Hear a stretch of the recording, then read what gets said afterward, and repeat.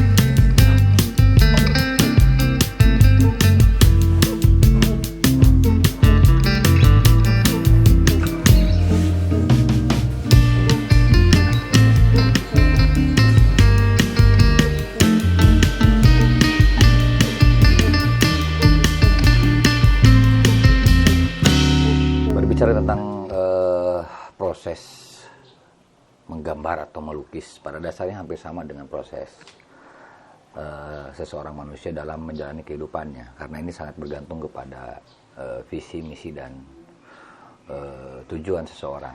Dalam hal ini barangkali misalkan seorang pelukisnya atau seorang yang menggambarnya atau seorang senimannya mengarahkan kanvas ini akan diarahkan dan dibentuk seperti apa. Seperti halnya juga manusia. Ketika manusia sudah jelang pada titik dewasa, dia akan sangat mudah mengatakan bahwa dirinya akan menjadi apa dan hendak seperti apa. Barangkali itu adalah bagian dari proses bagaimana kemudian proses kreasi ini semua bisa tercipta. Selain itu, bahwa proses ini akan sangat tergantung kepada media yang tersedia. Sebenarnya bukan hanya sekadar pada apa yang hendak ingin dicapai, namun lebih kepada bagaimana sesungguhnya kita menggunakan, memberdayakan pada media yang ada hingga bisa melahirkan sebuah karya. Seperti hanya menjadi manusia yang bersyukur pada dasarnya adalah bukan manusia yang ingin mengada-ngada, namun bagaimana dia bisa memaknai pada apa yang ada hingga bisa mengarahkan dia menjadi manusia, terlebih bisa menjadi seorang hamba. Dalam proses berkreasi dengan kanvas kosong inilah ya kemudian kadang-kadang banyak sedikit muncul godaan-godaan. Misalkan dari sejak awal ingin membayangkan membuat gambar seperti A, B, C, namun dalam prosesnya gara-gara urusan misalkan media atau bahan yang tersedia itu tiba-tiba misalkan berubah visi gambarnya jadi seperti apa, entah itu tekniknya, entah itu apanya. Karena untuk urusan seperti ini nggak harus menjadi seorang ahli gitu kan pada level tertentu. Namun tentu akan menjadi sangat seorang ahli orang melakukan tindakan ini ketika dia mau terus-menerus berlatih pada apapun yang dia lakukan. Namun seperti halnya juga manusia dengan ragam potensinya, manusia dengan ragam kemampuannya, dan kemampuan manusia dengan ragam mengolahnya, itulah yang kemudian bisa menjadikan manusia, ragam profesi, ragam tujuan, dan ragam ya pribadi. Untuk itu, untuk urusan seperti ini sebenarnya tidak ada urusan judgement manusia seperti apa dan bagaimana. Namun bagaimana kita memainkan itu semua biar semua bisa menjadi tampak indah dan menyenangkan. Jadi bagi saya bermain dengan kanvas kosong itu tidak jauh dengan saya tengah bermain dengan diri saya sendiri. Bagaimana mengarahkan diri saya sendiri menjadi apa yang saya inginkan, menjadi apa yang saya harapkan. Yang penting jangan pernah terganggu hanya gara-gara ada dan tidak tersedianya sebuah bahan baku atau media. Tapi bagaimana dari media yang tersedia itu bisa melahirkan sebuah karya hingga mengarahkan menjadi manusia yang memiliki nilai-nilai hamba di hadapan Sama Kuasa.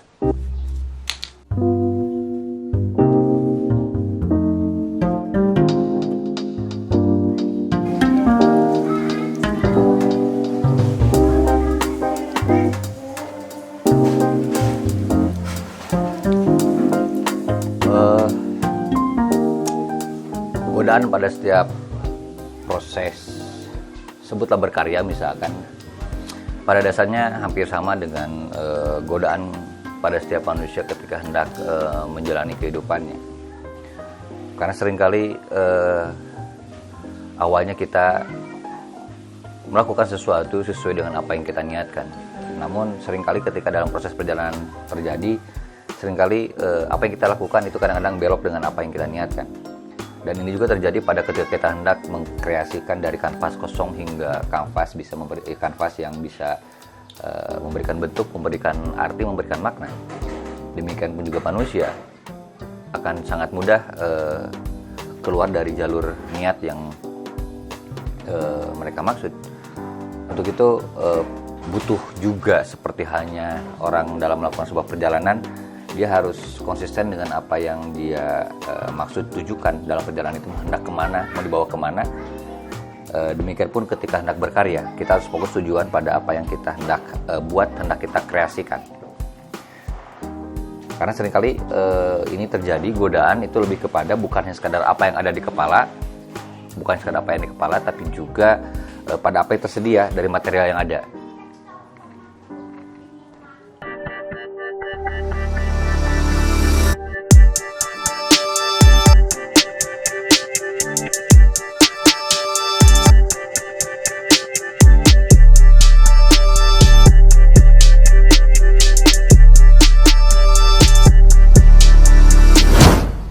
Untuk sementara apa yang saya lakukan dengan kanvas kosong tadi bisa dibilang selesai. Kenapa?